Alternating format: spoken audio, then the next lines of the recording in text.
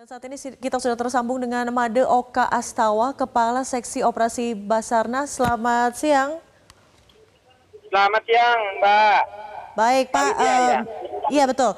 Pak, bisa dijelaskan ini bagaimana skenario evakuasi dugaan saudara-saudara kita yang masih tertimbun dari longsor Cisolok? Baik, dapat kami laporkan dua proses pencarian. Yang pertama secara manual menggunakan alat yang ada, kemudian dua menggunakan eskavator. Dari area pencarian sekitar dari titik longsoran ke lokasi tertimbun rumah-rumah sekitar 200 meter, kemudian 50 dikali 70 area yang tertimbun longsor. Demikian, Mbak. Baik, Pak. Ini bisa Anda jelaskan berapa sebetulnya ketebalan lumpur yang menggenangi wilayah TKP longsor ini?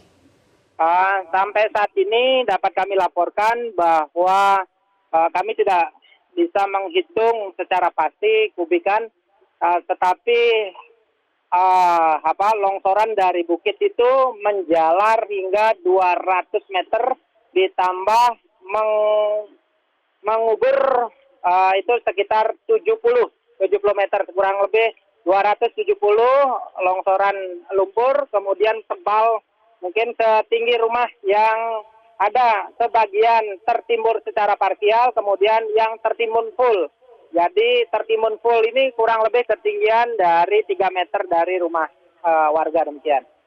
3 meter dari rumah warga, lalu ada longsoran menyebar begitu 270 meter ya Pak, dikonfirmasi parsial, ya? Kemudian ada yang tertimbun penuh, demikian.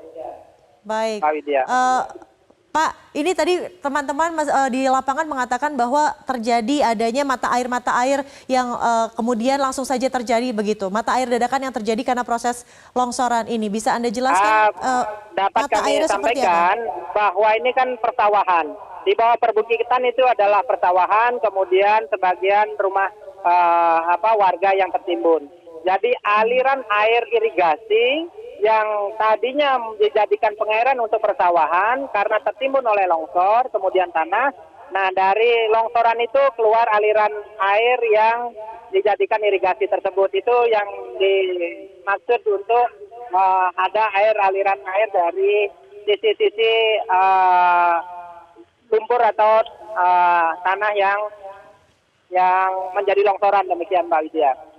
Baik, Pak Made Oka Astawa, kita lihat juga di layar ini upaya dari warga setempat untuk membantu secara swadaya membuat lapisan tanah untuk lebih bisa dijadikan tempat berpijak, tempat dilewatinya eskavator yang ada di sana. Bisa Anda ceritakan progresnya sudah seperti apa? Betul sekali. Untuk saat ini cuaca sangat cepat berubah sekarang. Sekarang saat ini saya pada saat melaporkan ini hujan deras. Hujan deras, tadi sempat terang, begitu berubah dengan cepatnya, dengan hitungan 1 menit sudah berubah dari terang menjadi hujan deras. Demikian. Untuk area akses menuju titik longsoran itu adalah persawahan. Yang notabene ada parit, kemudian, parit ini yang menjadi genangan air, aksesnya sempit. Nah, di sana kita berusaha untuk bagaimana ekskavator bisa mencapai lokasi yang menjadi timbunan longsor. Demikian, Mbak Widya. Pak Made Oka Astawa, bisa dikonfirmasi sekali lagi bila memang curah hujan deras seperti Anda katakan saat ini terjadi di sana, proses evakuasi akan dihentikan secara total atau seperti apa, Pak?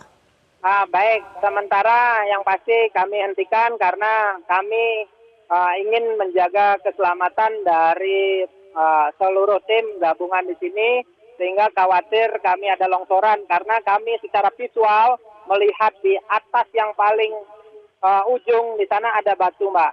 Ada batu besar. Apabila terjadi longsoran, kami khawatirkan untuk batu menggelinding hingga ke tempat untuk di mana kita melaksanakan evakuasi atau menyingkirkan dari tanah-tanah bekas longsoran tersebut. Demikian.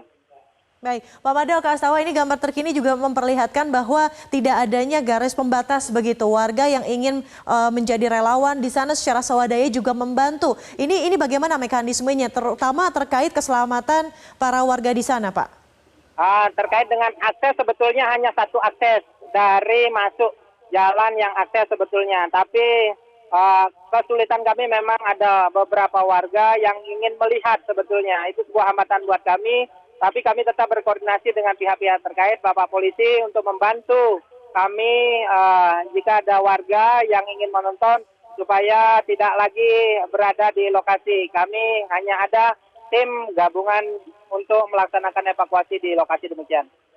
Oke Pak, lalu Pak Badoka Astawa, apakah sudah ada bentuk preventif? Tadi Anda mengatakan ada sebuah batu di puncak bukit begitu yang dikhawatirkan ketika ada longsor susulan akan turun. Itu bentuk preventifnya sudah dilakukan seperti apa Pak di sana? Untuk kami